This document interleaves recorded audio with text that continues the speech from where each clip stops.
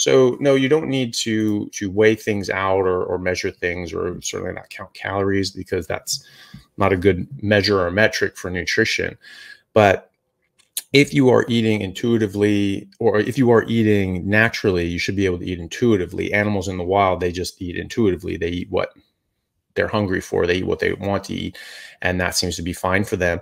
And that's what you would expect to see in nature, because you can't, they don't have textbooks in universities to indoctrinate people and tell them to eat all the wrong things. They just eat naturally. You just have to eat what you are feel like eating. So if you're eating what you're supposed to eat, then you can just eat naturally. So what we're supposed to eat is fatty meat. If you're eating too lean meat and you're not eating anything else, that can actually be a problem. If you're getting more than, I think the number I've seen was about 4.5 grams per kilogram of protein. If you start getting that, then that is when you start having problems. So you really want to have more fat than that.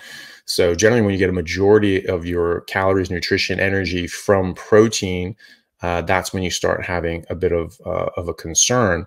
Otherwise, protein is absolutely not bad for you in any way, shape, or form. It's just when it's the highest proportion of calories, then you could start having a problem. So you should, if you're just eating, visibly fatty meat, and if it doesn't taste as good, if it tastes better with a bit of fat or a bit of butter on it, add a bit of butter, add a bit of fat. Generally, you can shoot for about 1 gram of fat per 1 gram of protein. That's about 70% calories from fat, if you want to go by that metric. If you're just eating naturally, your body will tell you. And the thing is that fat is not just a calorie source, or it's not just an energy source. It is a nutrient. It is an essential nutrient. You have to have it, and you have to have the things that come with it. There are essential fatty acids, there are essential fat-soluble vitamins, and cholesterol. All these things come with it, and they're absolutely vital. So you need to eat those along with it. If you are limiting that, you are signaling your body that you just don't have the resources available, and that you need to trim sails and survive a famine, right? So what does that mean? That means you're going to store and cling on to fat, as opposed to ramping up your metabolism and utilizing fat. This is why people yo-yo diet. They'll starve themselves. Their metabolism will go low, and they go back to eating the same thing that they were eating before, that took years for them to put on all this weight. But now their metabolism is so suppressed that they slam back on the weight, right? And so that's because their body is looking at it and going, we need to store this, we need to conserve this, or we're going to die. We need to survive a famine or hibernation, or whatever reason that we're not able to get enough food and nutrition.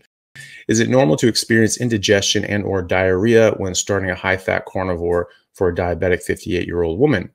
Shall I abstain from taking supplements right now? Well, it depends on the supplements. You certainly shouldn't stop taking your diabetes medication or any other prescribed medication until it's actually important. It's actually required to. So if you're taking medication that will lower your blood sugar or blood pressure or whatever, and you're still at normal levels, you should stay on those things. If those start coming down to subnormal levels, that's when you start talking to your doctor about, hey, maybe I should, I'm dieting, exercising, and do all these sorts of things. Maybe I need to lighten up on the medications, and they can help you with that. They should help you with that. That's important to have them involved. As far as indigestion and diarrhea, yeah, that's something that can happen for a number of different reasons. If you are only eating meat and fat, only drinking water, then it could be that you're eating more fat than your body can absorb right now. Sometimes that our capacity for absorbing fat will go up, ostensibly because we start making more bile, because we're triggering our body saying, hey, we actually have a good regular supply of fat now. And, and so we can absorb more now. But most commonly, what people that are experiencing diarrhea and indigestion is because they're eating a lot more meat and a lot more fatty meat and a lot less of all the other things, but they're still including some things, maybe, some vegetables, some fiber, but really more commonly coffee. A lot of people still drink coffee and tea. Both of those are laxatives, right? And maybe they're using artificial sweeteners, usually in the coffee and tea, right? those are also laxatives. Stevia, erythritol, certainly xylitol, sorbitol, all the sugar alcohols, even ones that are natural. I mean, what's natural? Arsenic's natural. That doesn't mean that it's good for you. Plants are natural. 99.9% of them will kill you if you eat them, right? So the so-called natural sugar is a natural sweetener as well, right? And we're avoiding that. So, if you are using any sort of artificial sweeteners, I would stop those immediately. If you were drinking any coffee or tea, I would stop those immediately. And then if you are only eating meat, only drinking water, and you're still getting indigestion or loose stools, it could be that you're eating more fat, or more particularly rendered fat, like adding tallow or sometimes butter. And dairy can cause GI issues for some people as well. And some people have a bit more of a problem with rendered fat. So it's liquid, and it can just sort of go through you a bit faster, whereas the cellular fat that's in the tissue of the animal, right, in the meat that you're eating, that's trapped up in cells, you're chewing that up, it's sort of squishing, breaking up those cells, your stomach acid's breaking them down, all the different, pepsin and lipase and all these sorts of things are starting to work on those as well. And it just takes, it's like a slow release capsule, right? And so the fat is released a bit more slowly, and then our body's able to absorb that a bit better. Depending on what you eat, you need a different constellation of nutrients. And so if you're eating a bunch of plants, you actually need different nutrients, because there are anti-nutrients in plants that stop you from being able to use, utilize, absorb the nutrients, vitamins, minerals, etc., even proteins and fats that we need to absorb and use. And one of those is vitamin C as well. So when you're eating carbohydrates use a GLUT4 transporter to get into your system, be utilized around your body. Same transporter is used for vitamin C. Vitamin C actually looks like a little fructose molecule with a little tail on it, right? And so, it actually has a similar shape and chemical nature in certain parts of the molecule, so they are able to come through the same GLUT4 receptor.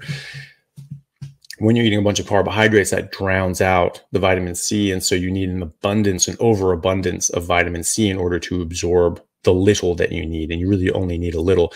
And in fact, what is going to cause scurvy, right? Scurvy is going to be caused from not being able to make proper collagen. And vitamin C helps hydrolyze proline and lysine to make properly formed collagen structures. But when you're eating a lot of meat, you don't need vitamin C to hydrolyze those amino acids, because they're already hydrolyzed. You're already eating collagen. You're eating those pre-hydrolyzed amino acids, so you don't actually need it, right? Not for scurvy anyway. You do need some vitamin C for other things, but it's very, very little, and it's even less when you're not eating carbohydrates, and it's even less when you're not when you're eating meat. Think about the Vikings, right? First of all, the limeys, right? They say, oh well, they ate a bunch of citrus because they were getting scurvy. Great. What were they feeding their people?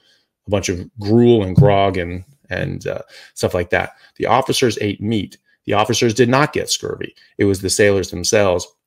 And this was something that American sailors actually just didn't believe. They just didn't buy that they were getting this. They're like, yeah, you guys are full of it. It's something else, right? Because they weren't seeing the same things, because they were feeding their sailors better. And look at the Vikings and things like that. They sailed all over the world. They sailed to the New World. Leif Erikson is thought to have made it to North America, and what was it, the 1100 AD, around that time, right? So around the time of like Norman invasion. So it's a long time ago, and they were not bringing a bunch of lemons and limes. They had packed barrels full of salted meat, right? They didn't get scurvy. If they're just a bit combative, then, just tell me like, okay, how long will it take for me to get scurvy? Great. I'll see you then. We'll see if I have scurvy. And, as I say a lot, because I think it really matters, and people should use this more in their daily life, which is the quote from the physicist Richard Feynman, when he said, it doesn't matter how brilliant your theory is, and it doesn't matter how smart you are. If it doesn't agree with experiment, it's wrong. Okay, so they're saying if you're only eating meat, then you will get scurvy in 3 months. Great. See many then in 3 months, 4 months, 5 months, 6 months, 6 years, no scurvy. Okay, they're wrong. He's doing carnivore. He's been keto for a long time. He works with Professor Tim Noakes down in South Africa, who's a big proponent of keto training as an athlete. He thinks that's better. He's one of the top, exercise, medicine doctors, sports physiologists in the world, has been for decades. He's a professor in the area for decades. And he was all about, you got a carb load, you got a carb load, you got a carb load. Then he went, oh my God, I'm wrong. And I've been lying to people for 30 years. Obviously he wasn't lying. He just, he thought one thing, and then he found evidence to the contrary. And as an honest scientist, doctor, and someone who actually is trying to help people instead of trying to help himself, he admitted that and went, oh, hey guys, I think I got this wrong. And I think it's over here now. Now he's doing a lot of work showing that. So you can look into that. You can also look into Professor Peter Brunkner, who's down in Australia. He's again another sports medicine doctor, exercise physiologist, and one of the top in the world. He's worked with actually the Australian cricket national team in Australia, and apparently they were getting thumped by at 1 year. He got them on a low carb program. And they just came back and just started slamming other teams and started, they went sort of 0-5. They just lost this massive, 5 days in a row of the test matches against England. And then 6 months later, they beat England 5-0. And he's, coming up in the top 5 of, these high level endurance cyclists and things like that. And he rides fasted. He doesn't eat before, and he doesn't have to refuel. All these other guys are dying. They're, oh my God, and they're just sucking down these sugar packets, and he doesn't. He's just drinking water and just going, and he feels good, solid the whole way through. Does a great presentation there about the physiology on why it's actually an advantage to not eat carbohydrates when you're training, especially when you're doing endurance training and things like that. Professor Brunkner's also worked with other teams around here. There are other teams, the New Zealand All Blacks, right? The most dominant rugby teams in history. They've been low carb for the last few years now. It is the biggest advantage that no one is taking advantage of. And even just going carnivore, like you will see your testosterone go up by 50 to 100%, right? Your growth hormone will increase by nearly the same.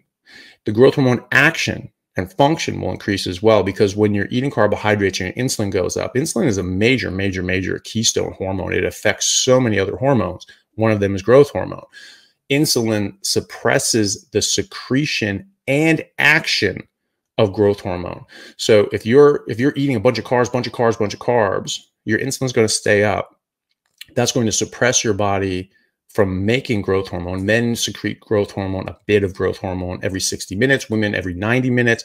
And then after you go to sleep, you get your biggest doses of growth hormone. If your insulin is up, you are suppressing that secretion. But what little comes out is now being curtailed as well, because the action of growth hormone is being blocked by insulin as well. Eating a bunch of red meat is going to have carnitine in it, right? Carnitine has been shown to increase your testosterone receptors, right? So your testosterone levels are going to go up for most people, and your receptors are going to go up as well. And it also brings down your cortisol, right? So this is extremely beneficial. This is just athletics 101. Like, you want your hormones up, and you want your cortisol down. You want your testosterone growth hormone up. You want your cortisol down. Ryan Talbot, NCAA All-American decathlete, AA Division I decathlete, 2 years in a row. Big Ten champion last year, came in second in the Big Ten decathlon this year. He's putting up, he set the school record for the decathlon last year, and when he won the Big Ten, and he got All-American honors 2 years in a row. He checked his bloods with his, the team doctor, and he was just like, hey, I'm just not really feeling great. Can we check me out? This is before he went carnivore, and all his bloods were in the normal ranges. Testosterone was like, 750 or something like that. And they're like, well, all your numbers are good. There's nothing wrong. So, you're fine. And he said, well, I'm not fine. I don't feel fine. So, something else is going on. And so he found carnivore and he tried that out. And I was speaking to him. He said that in that video, and he said that, you know, his testosterone was around something like 750, something around there. And then 1 year later, it was up to 1150, right? So his massive 500-point jump, free testosterone, right? So, you know, that's massive. That's massive. That's a massive boost, and it's going to be a massive boost to an athlete going forward. And his testosterone went up so much that the team doctor was like, "Oh well, yeah, that's a big jump. That might raise some eyebrows with the NCAA." What do you know? He got randomly drug tested the next week, and of course was fine. There was no issues there. So it was 100% natural. This is a massive advantage to any athlete, and any young athlete coming up. You know, people say, a lot of people come to carnivore because, you know, they have a lot of health issues and they're trying to reverse very serious medical conditions or lose a lot of weight, and that's great, and you're going to see very good results. But this is so important, A, for developing people, because you're going to develop better than you ever would otherwise, but also to athletes and just people that are trying to be feel as good physically as they can growing up. Right? If you're a young athlete, you know, a lot of people are tempted to do steroids and other sorts of horrible things that are just terrible for your body, because they really are passionate about sports and they really want to make a college team or they want to make a professional team. This is your ticket to having an advantage on everyone else, right? Now you have to put in the hard work though, because it doesn't matter. You can stick all the steroids in your ass that you want. If you're not putting in the hard work, it doesn't do anything. It doesn't matter. You're not going to build muscle. You're not going to build athleticism. You're not going to get in better shape. You know, maybe a little, but not really. You need to stimulate your body, but having proper nutrition, you're going to be stimulating all of those things without working out. And then when you work out, it's just going to be next level. It's going to be absolutely next level at any you know, intellectual endeavor either, because it makes your brain work better too. It makes you more intelligent, makes your brain develop better so that you are more intelligent for the rest of your life, right? So this is such a massive advantage to young people, especially. So there's a study looking at Crohn's disease, putting people on an elemental diet. So if you go on an elemental diet is, it's highly processed. It's just a powdered drink form, but it's all the micro macronutrients that you need, nothing that you don't need, right? And just putting somebody on that diet is a better treatment to get people out of an acute flare-up of Crohn's than prednisone or prednisolone, so steroids, right? Which is the gold standard. That's just going to suppress your immune system, mess you up in a lot of other ways, but it's going to get that job done. Just not eating stupid crap is a better treatment than steroids. That's impressive. And so, you know, what is an elemental diet? What are just the macros and only the micros and nothing else you don't want? A steak, a fatty steak, and you'll get everything that you need. In fact, the elemental diet probably doesn't have all the micronutrients that you need. There was something I saw from Dr. Baker who said it was estimated about 50,000 different micronutrients that exist in steak, and most of which we don't even have names for, right? And so you need to eat steak. And so if you eat steak and water, red meat and water, if you have autoimmune, this is very important for people listening with autoimmune issues. If you have an autoimmune condition, you will do so much better on pure red meat, fatty red meat and water, nothing else, not even pork, chicken, fish, dairy, eggs. Probably because, you know, what it has to do with what the animals are being fed. They're being fed a bunch of, you know, high octane garbage, and that's getting into their body. They're being fed a bunch of, you know, seed oils and linoleic acid. That's getting into their fat. They've got a bunch of omega-6s and linoleic acid and all these and these other sorts of seed oils building up in their tissue. Then we're eating their tissue and we're getting that crap by proxy. So people do much better with autoimmune issues if they're on a pure red meat and water diet and nothing else, no coffee, no tea, nothing. And it was an interventional trial. So they put them on, they took them off carbohydrates and fiber. What's left when you're not eating carbohydrates and fiber, right? So like spinach doesn't have carbohydrates, but it has fiber, right? So, you know, all these different, you know, vegetables and things like that, they're going to have fiber even if they don't have carbohydrates. Really just meat left, right? So you're taking away carbs and fiber and taking them off medications and seeing how long can these people go. without medication.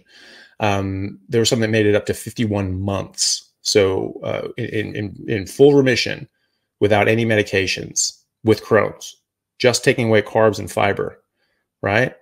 And contrast that with the control that didn't take away carbs and fiber. They stayed in remission on average 0 months, right? Not a lot of months.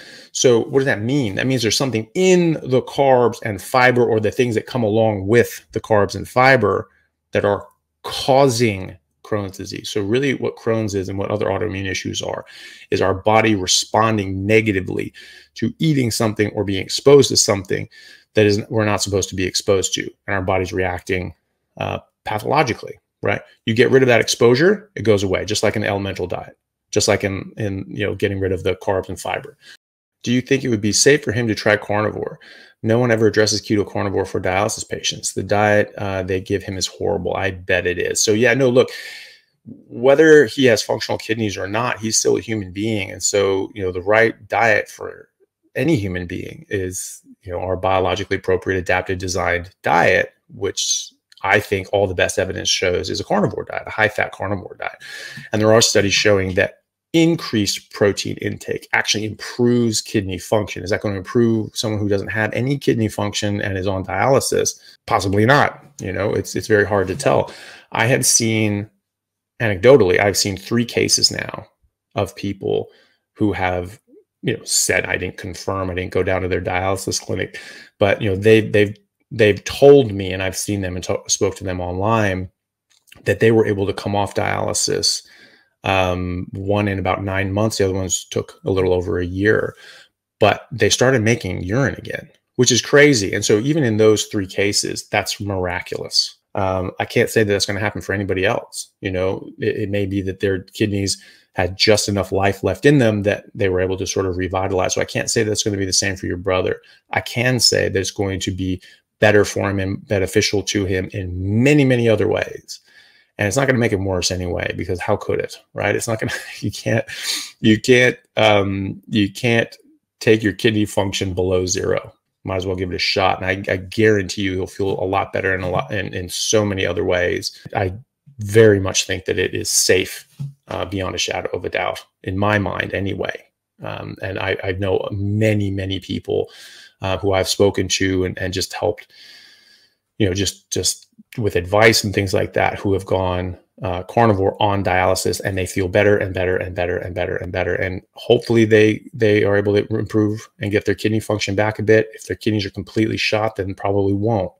Lactose-free milk is given an enzyme that lactase, for people that are lacking in lactase, they put that in the milk and that breaks that bond. So lactose is a disaccharide. So that's 2 carbohydrates bonded together. So glucose and galactose bonded together.